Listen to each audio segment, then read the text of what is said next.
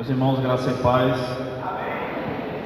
Quero convidá-los a abrir a palavra de Deus em Romanos capítulo 12. Romanos capítulo 12, versículo 1.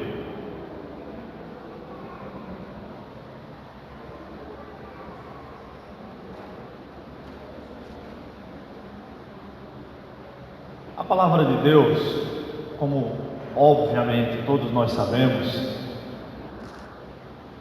é dividida em duas grandes partes.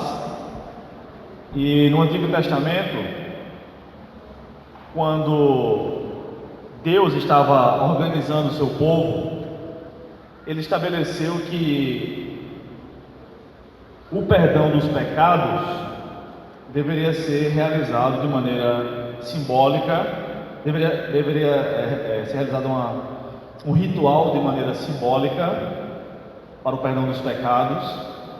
E isso envolvia o sangue dos animais. Quando alguém pecasse, essa pessoa deveria se dirigir até o tabernáculo, que era uma tenda gigante, era uma igreja, vamos dizer assim, formada como se fosse uma tenda, era um templo desmontável. E depois disso foi construído um templo grande, cujo muro é a única parte que restou dele, está lá em Jerusalém ainda hoje, lá onde os judeus ortodoxos e visitantes do mundo inteiro fazem orações e escrevem orações e colocam nas frechinhas do muro. Aquele muro é a única parte que restou do templo que Salomão construiu. E para obter o perdão dos pecados era necessário sacrificar os animais. Sacrificando o animal, aquele sangue era aspergido, isto é, esfregado por cima do altar, e aquilo ali simbolizava ou apontava para o sacrifício único que seria capaz de perdoar os pecados de toda a humanidade, todos os que crescem, o sacrifício de Jesus Cristo, que veio muito tempo depois. De modo que hoje em dia não são mais necessários sacrifícios para o perdão dos pecados. Deus não aceita mais nenhum tipo de sacrifício.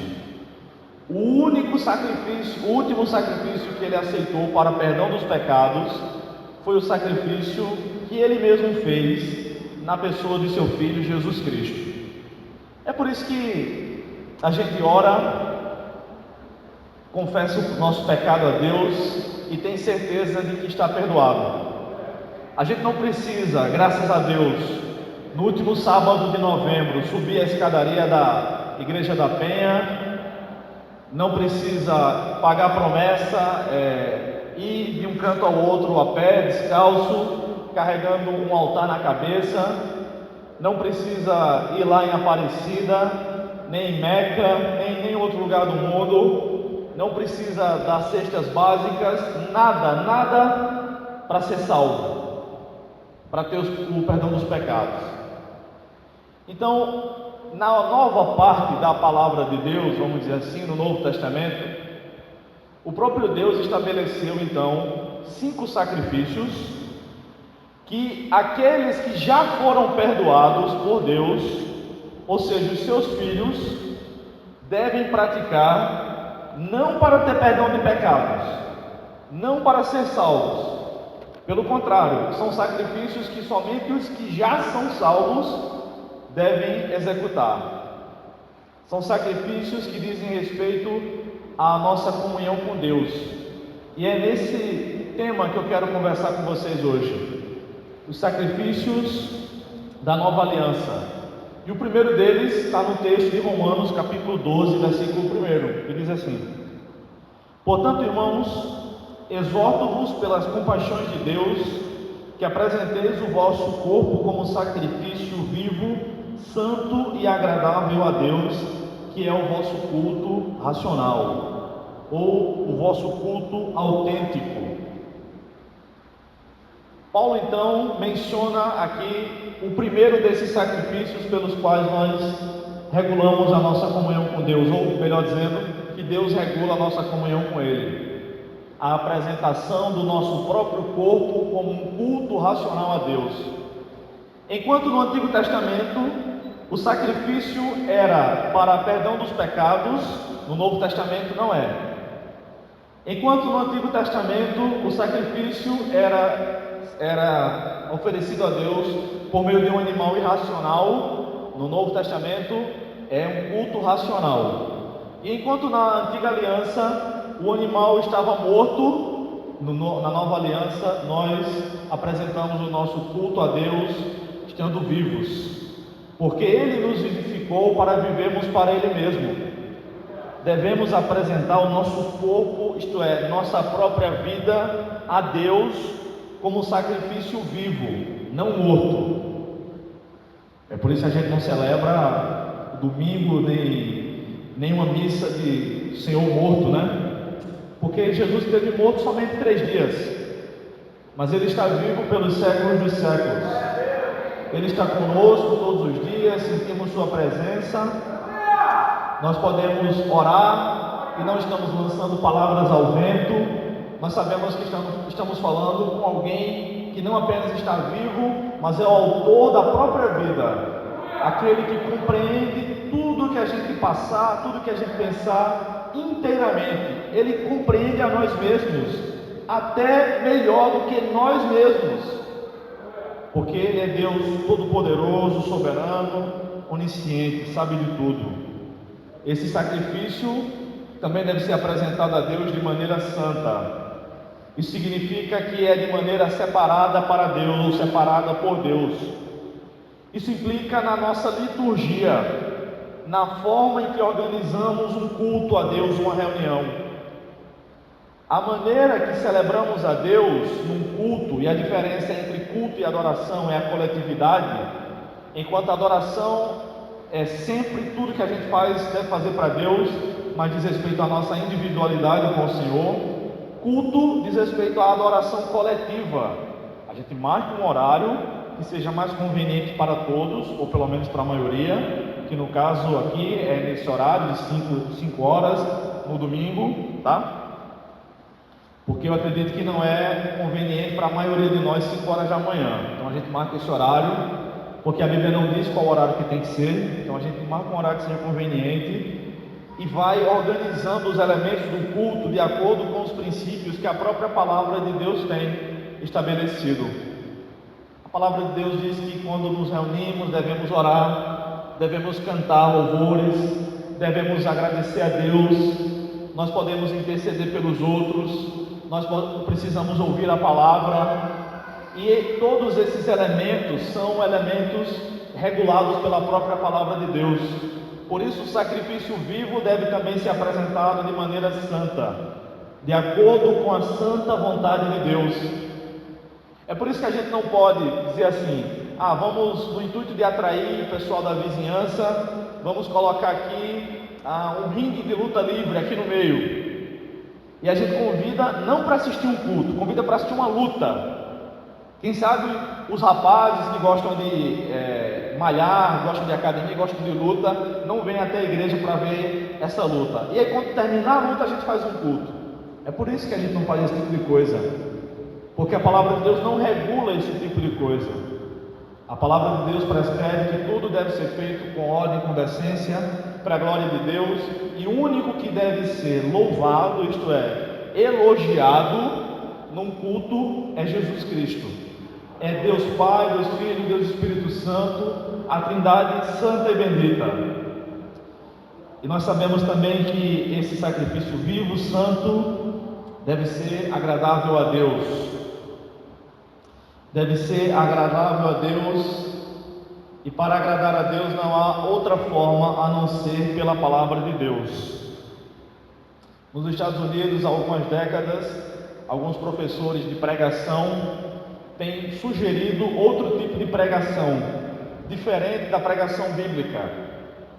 Eles dizem, é chamado de nova homilética. Eles dizem que, na verdade, o pastor ou qualquer pregador que seja, ou pregadora, não deveria estudar uma passagem bíblica e chegar aqui e todos estarem voltados para o pregador como vocês estão para mim agora, porque o pregador não tem autoridade para fazer isso. Eu até acredito nisso. A autoridade não está no pregador, está na palavra pregada. Eu não estou me fundamentando na minha autoridade, não tenho autoridade para isso, mas a palavra de Deus sim. Então esse pessoal da Nova Homilética tem sugerido isso, que na verdade as mensagens deveriam ser preparadas com um conjunto de liderança da igreja. Então, sei lá, chamaria os diáconos e as diaconisas, os líderes de departamento, e aí o pastor Adi proporia um texto. O que é que vocês acham que eu deveria dizer sobre esse texto? Já pensou? Não é assim que a palavra de Deus prescreve. Deus trabalha com princípios de liderança. E aliás, é por falta de liderança que o nosso país está do jeito que está, entregue às baratas. Vamos orar pela nossa nação, né? O primeiro sacrifício, então, é o nosso culto racional. Mas o que quer dizer um culto racional? Quer dizer um culto não emocional? De maneira alguma. A Bíblia nos mostra que o povo de Deus no Antigo Testamento era conhecido pelas festas muito barulhentas.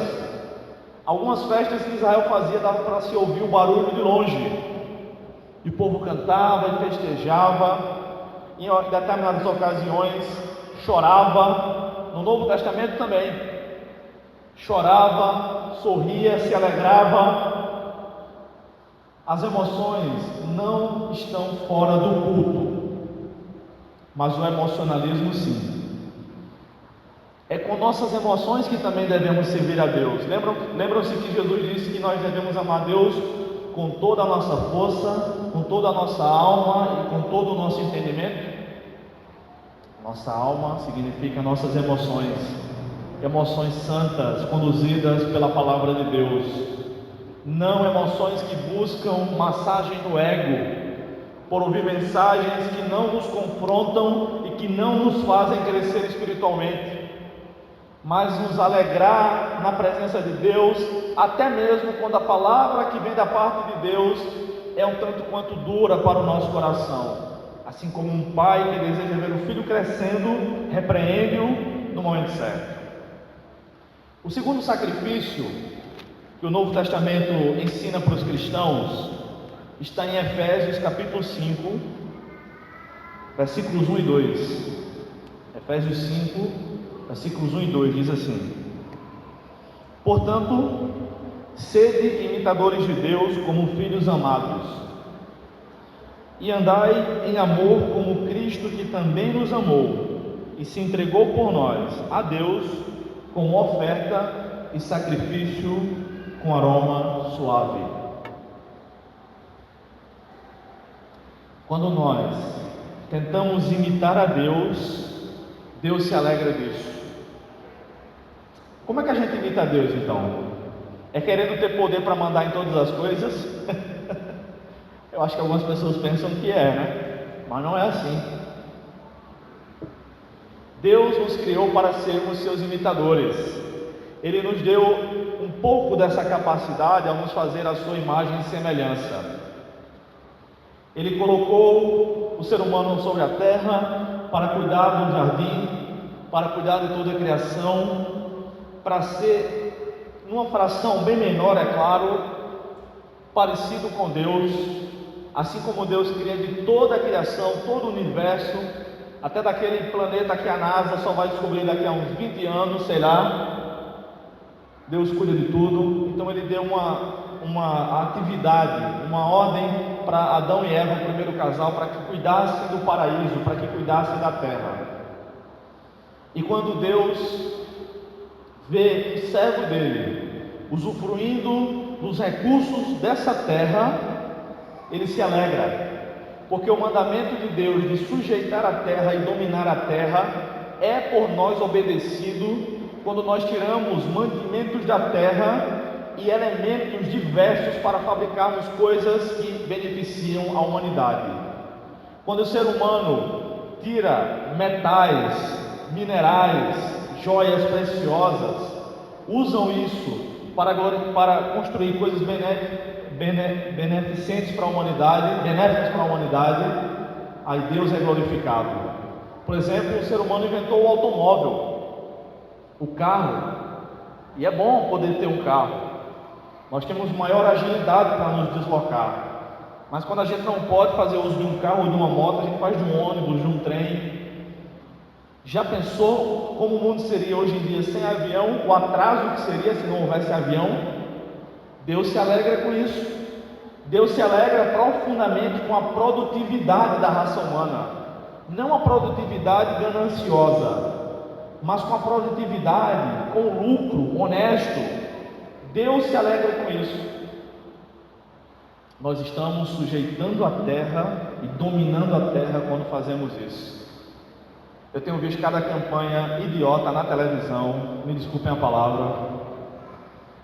Não vamos consumir gasolina, deixe seu carro em casa, vá de bicicleta para o trabalho. Aqui em João Pessoa, quase não tem ladeira, né? Uma cidadezinha plana, um clima super agradável, entre 10 e 15 graus o ano todo. Nenhum daqueles da imprensa que propagam essas ideias fazem isso. Nenhum. São um bando de hipócritas.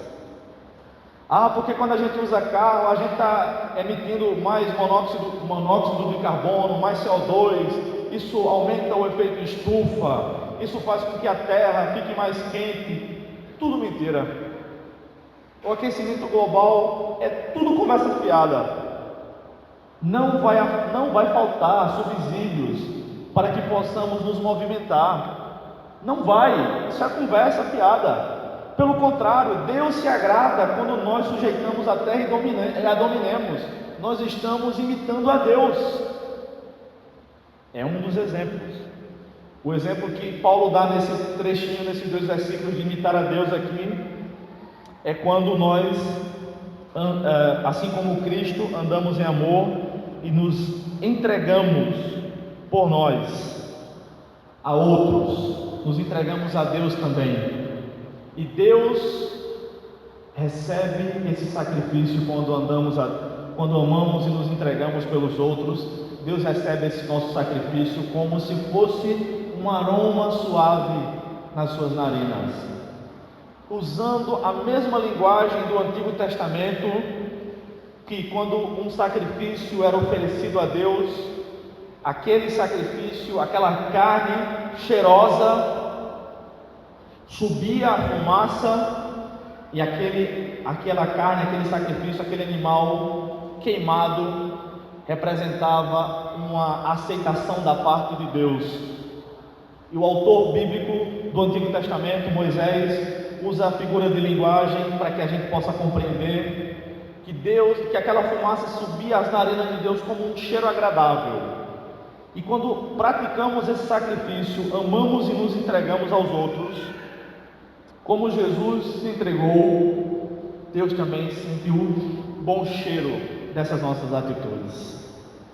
Esse é mais um sacrifício que o Novo Testamento ensina para o povo de Deus.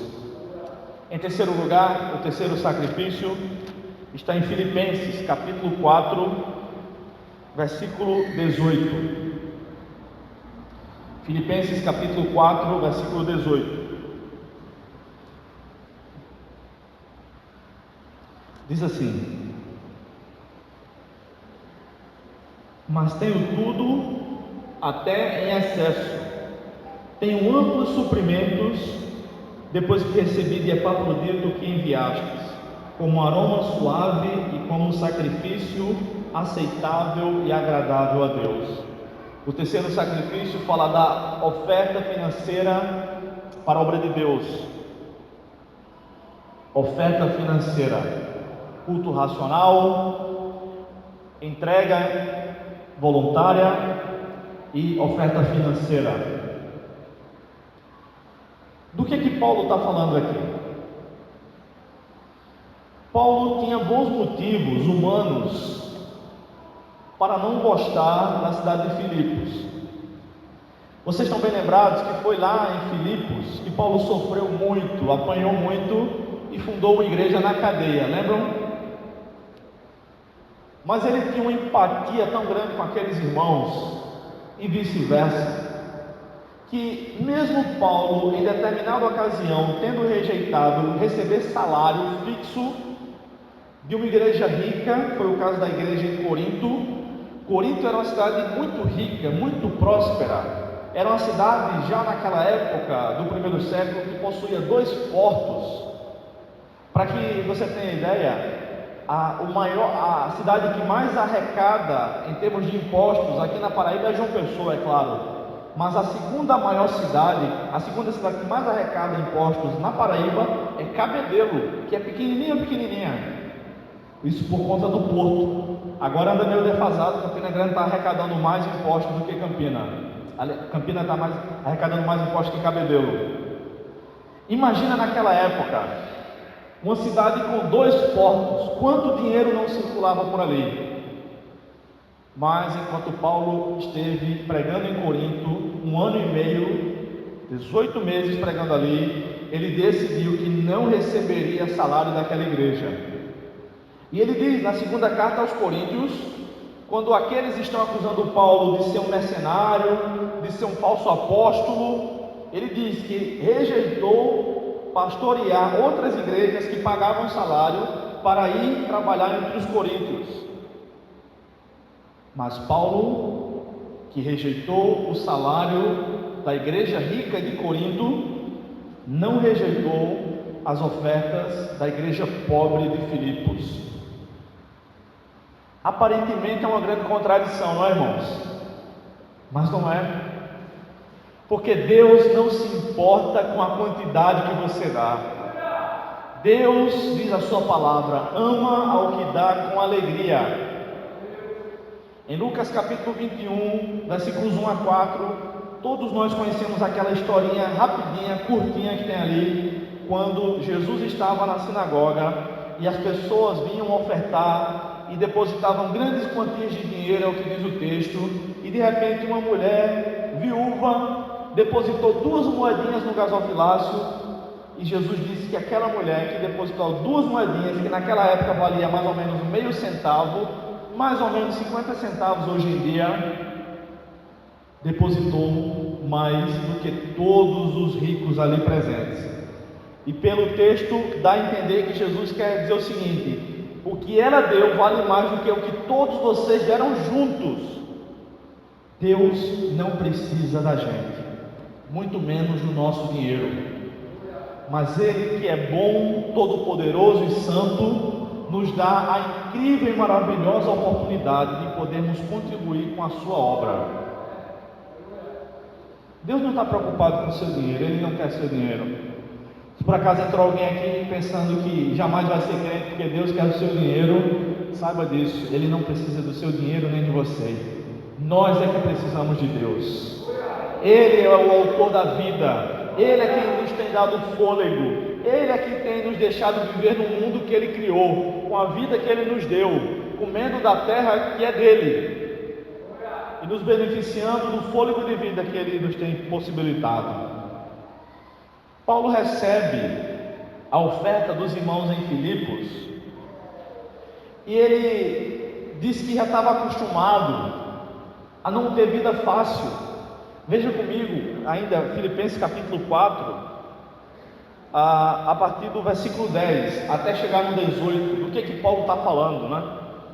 Filipenses 4, 10 ao 18, diz assim: alegro-me muito no Senhor por terdes finalmente renovado o vosso cuidado para comigo, do qual na verdade estáveis lembrados, mas vos faltava oportunidade.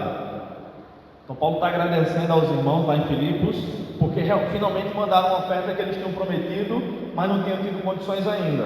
Versículo 11: não digo isso por causa de alguma necessidade, pois já aprendi a estar satisfeito em todas as circunstâncias em que me encontre. Sei passar experiências, sei passar necessidade e sei também ter muito. Tenho experiência diante de qualquer circunstância e em todas as coisas, tanto na fartura como na fome, tendo muito ou enfrentando escassez. Posso todas as coisas naquele que me fortalece. Paulo não está dizendo aqui que ele pode fazer todas as coisas naquele que o fortalece, ou que ele pode ter todas as coisas, como geralmente é mal compreendido no versículo 13, mas que ele pode passar por todas as coisas contanto que ele esteja com Jesus. Ele pode passar por situações boas, agradáveis, onde tenha fartura na mesa, dinheiro no bolso, saúde para dar e vender, como também não tem nada disso. O importante é estar com Jesus Cristo. Versículo 14 ele continua: todavia fizestes bem em participar da minha aflição. Sabeis, ó Filipenses, que no princípio do Evangelho, quando parti da Macedônia, nenhuma igreja se comunicou comigo quanto a dar e receber, mas somente vós. Ele agradece a Deus porque aquela igreja é fiel na manutenção financeira. Pois enquanto eu ainda estava em Tessalônica, supristes as minhas necessidades, não só uma vez, mas duas. Não que eu procure doações, mas procuro o fruto que amplie o vosso crédito. Meu Deus, o que é isso? Sabe o que Paulo está querendo dizer? Eu não preciso do dinheiro de vocês, mas é bom vocês me darem oferta para que vocês tenham maior recompensa diante de Deus. O sacrifício não é para a salvação, mas de acordo com o que Jesus nos ensinou em Mateus capítulo 6, quando a gente ajunta tesouro, como é que a gente ajunta tesouro no céu? É ofertando para a sua causa, para a sua obra. E Paulo estava interessado que aqueles irmãos tenham cada vez mais riqueza no céu. E essa riqueza no céu é acumulada quando nós doamos para a obra de Deus. O pessoal da teologia da prosperidade entendeu errado isso aí. Nós doamos para Deus, mas não necessariamente vamos receber o retorno aqui na terra. Vamos receber no céu. E aí, finalmente, o versículo 18. Mas tenho tudo, até em excesso. Tenho amplos suprimentos, depois que recebi de Epafrodito o que enviastes, como aroma suave e como sacrifício aceitável e agradável a Deus. Ele diz que ele recebeu as ofertas, mas ele diz que, sobretudo, Deus recebeu aquelas ofertas. Quando nós estamos ofertando aqui na igreja, ou em qualquer outro lugar, na causa missionária, na obra de Deus, Deus está recebendo. O pastor recebe o seu salário devidamente, é bíblico, a igreja consegue pagar as suas contas, que todos nós nos beneficiamos, como água, luz, consegue pagar o equipamento de som, que é bacana, a gente consegue terminar a construção do templo, consegue fazer tudo o que é necessário.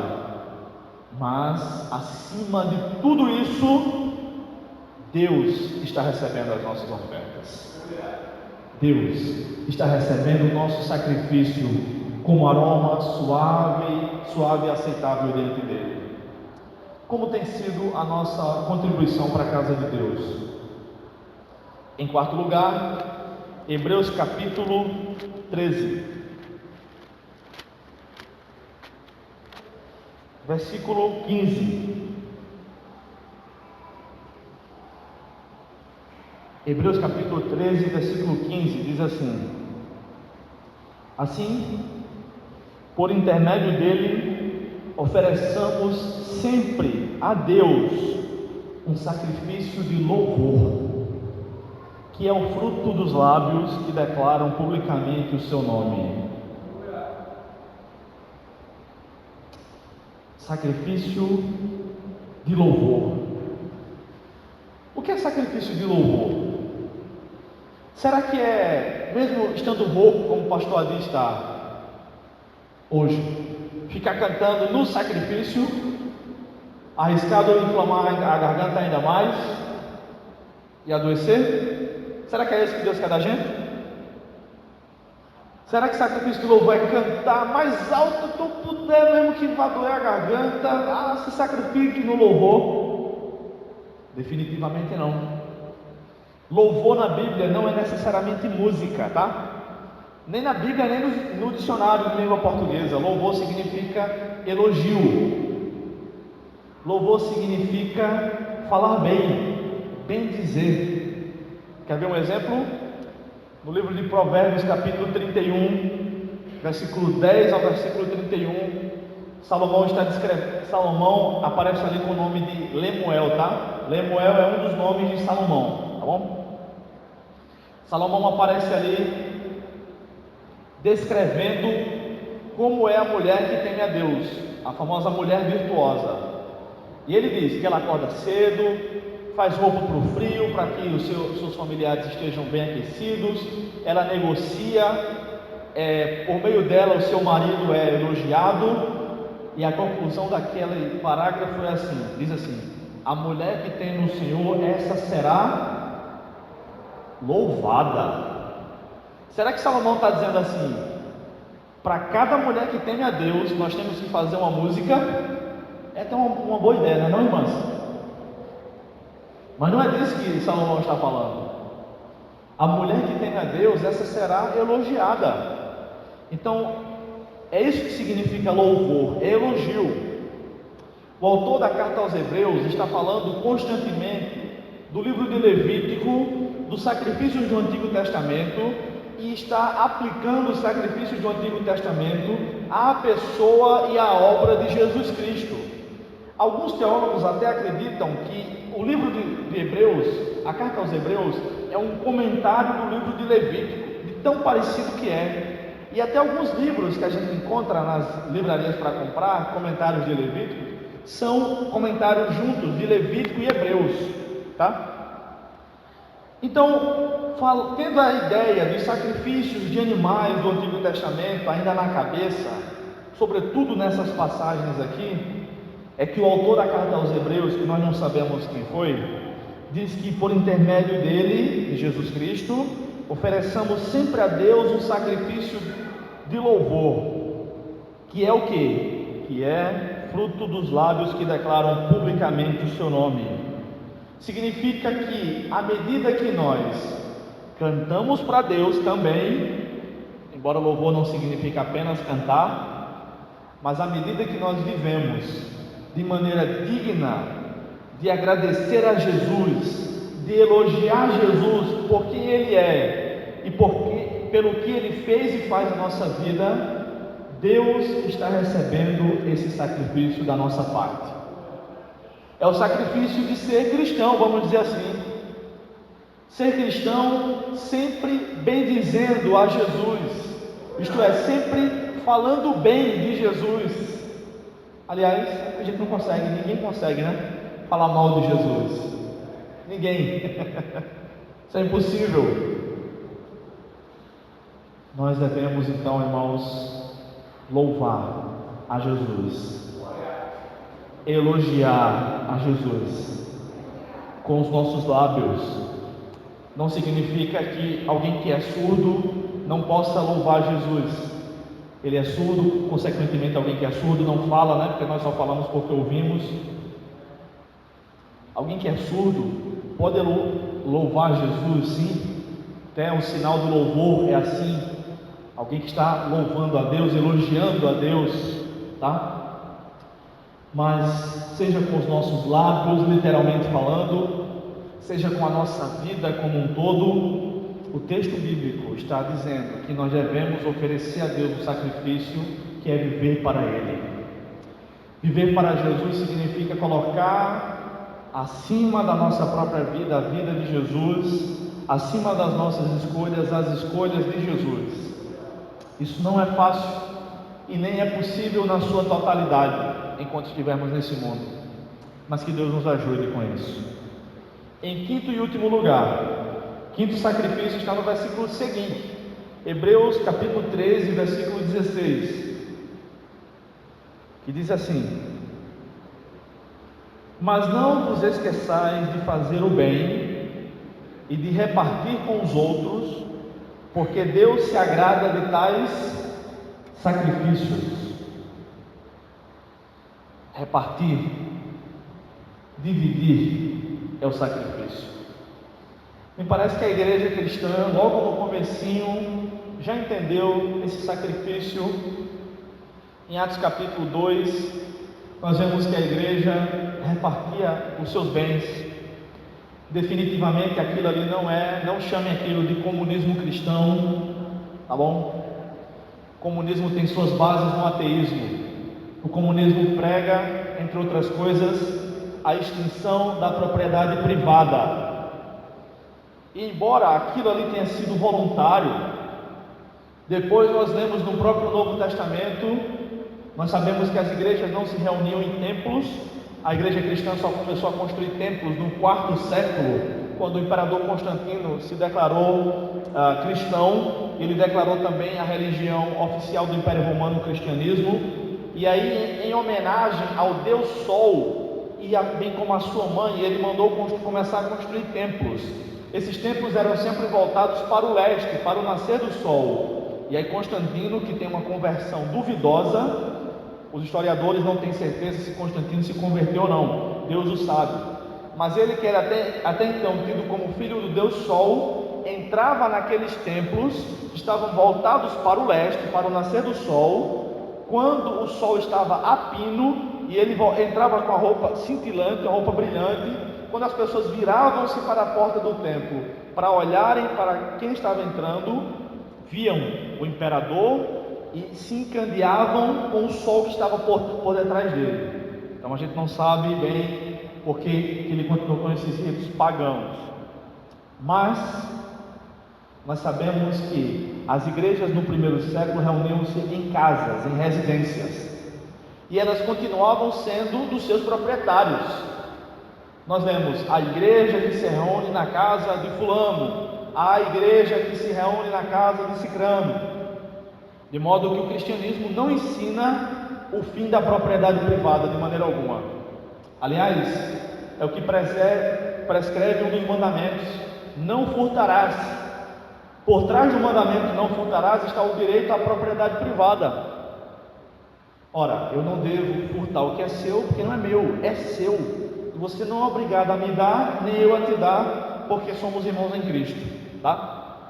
Bem, mas Deus se agrada quando nós repartimos com quem tem necessidade, ao ponto de João, o apóstolo, escrever na sua primeira carta o seguinte: se alguém, tendo bens deste mundo, vendo um irmão passar necessidade e não ajudar, como pode, pois, o amor de Deus permanecer nele?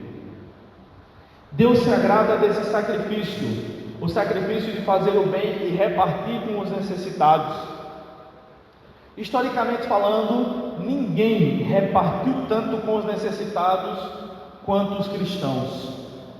Nem a ONU, nem nenhum outro nenhum país, nenhum órgão internacional. Jesus nos deu o exemplo de como repartir, ao multiplicar pães e peixes por pelo menos 2 ocasiões. Eu digo pelo menos porque tem na Bíblia 2 vezes, mas eu não sei se isso aconteceu outras vezes. E é interessante que nas 2 ocasiões sobraram pães e sobraram peixes. Que coisa curiosa! Será que Jesus não sabia exatamente quantos pães e quantos peixes seriam consumidos ali? Claro que sabia.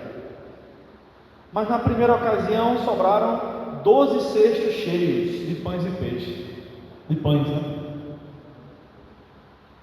O que é que ele fez? Pode deixar. Quando precisar eu multiplico de novo. Eu sou poderoso para fazer isso. Eu até vou fazer isso outra vez. Não. Parece que ele mandou uma cesta cheia para cada apóstolo. Cada um podia levar para casa. Além de calar a boca e a incredulidade dos apóstolos, eles puderam repartir com outros que não estavam ali presentes. Além do mais, aquilo representava também as 12 tribos de Israel, que Jesus é poderoso para sustentá-las, tal como Deus no Antigo Testamento as sustentou, com maná no céu, com codornizes, e também por 40 anos enquanto eles caminhavam. Nós devemos oferecer a Deus esses sacrifícios, o sacrifício que é a nossa própria vida, o culto racional, o sacrifício que é amar a Deus e imitar a Deus enquanto nós amamos e nos entregamos por outros, o sacrifício de contribuirmos financeiramente com a sua obra, o sacrifício de louvar o seu nome sempre, e o sacrifício de repartir e ajudar quem precisa. Mas nós só podemos executar qualquer um desses sacrifícios por causa de Jesus Cristo, que antes de qualquer coisa se sacrificou em nosso lugar. Jesus Cristo disse que ninguém tiraria a sua vida, Ele mesmo daria a sua vida em nosso lugar. Jesus Cristo morreu em nosso lugar para nos salvar dos nossos pecados, porque não é possível salvar a nós mesmos. A salvação não está dentro de nós, de modo que a gente pode buscar uma força interior para ser salvo dos nossos pecados. A salvação também não está ao nosso lado, de maneira que possamos fazer alguma coisa para alcançar o perdão dos nossos pecados diante de Deus, como boas obras, por exemplo, como ajudar as pessoas, como dar toda a riqueza para os pobres. Nem que a gente fizesse isso, nós não seríamos salvos. A salvação está acima de nós, e essa salvação é a pessoa bendita de Jesus Cristo. Por isso eu quero dizer para você, sobretudo os visitantes nessa noite, que se você não tem certeza de que se morrer hoje, ou mesmo amanhã, ou seja quando for, se você não tem certeza que vai para o céu, não tem certeza que tem o perdão dos pecados, se você tem qualquer pontinha de dúvida em respeito ao destino eterno da sua vida, da sua alma, não perca a oportunidade. Entregue a sua vida àquele que é o único que pode nos salvar e nos levar para Deus. Só Jesus Cristo pode nos salvar. Ele morreu para nos salvar, e nós não podemos fazer mais nada a não ser nos render a Ele. Mas é fácil assim? É fácil para nós, né? Mas para Deus, Deus investiu tudo. Ele investiu a vida do próprio Filho. Quem aqui no nosso meio seria capaz de dar a vida do seu Filho único para salvar um bando de gente que não presta?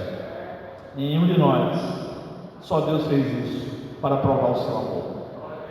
Eu quero perguntar se entre os visitantes há alguém entre nós hoje que gostaria de entregar sua vida para Jesus Cristo. Se há alguém, levante sua mão para que possamos orar por você. Alguém que quer entregar a vida para Jesus, receber o perdão dos pecados e andar com Jesus Cristo como um cristão, filho de Deus, nascido de novo. Eu nem vou lhe chamar aqui, se você quiser. Amém. Deus abençoe. Deus abençoe a senhora.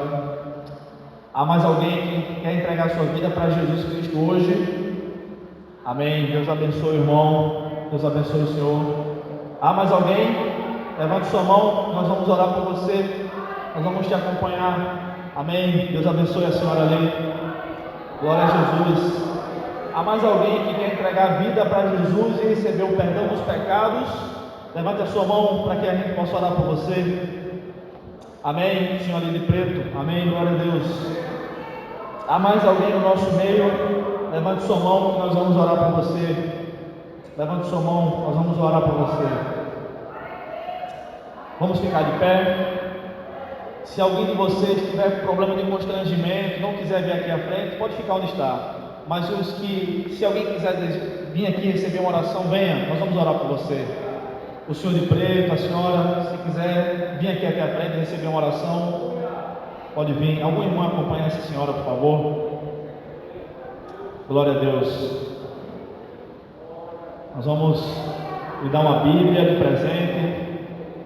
A irmã, a senhora depois pode pegar o seu endereço e dar uma Bíblia de presente semana que vem. Vocês têm aí hoje. Vamos orar, vamos pedir a Deus que abençoe. Vocês que entregaram a vida para Jesus agora, ore pedindo a Deus perdão pelos pecados. Feche seus olhos. Vocês que entregaram a vida para Jesus agora, repitam uma oração comigo. Venha, pode vir. Pode vir. Pode vir. Deus abençoe.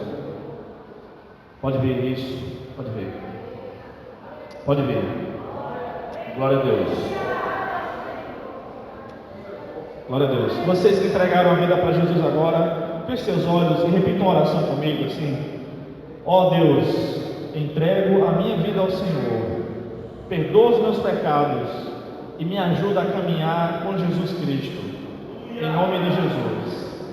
Amém.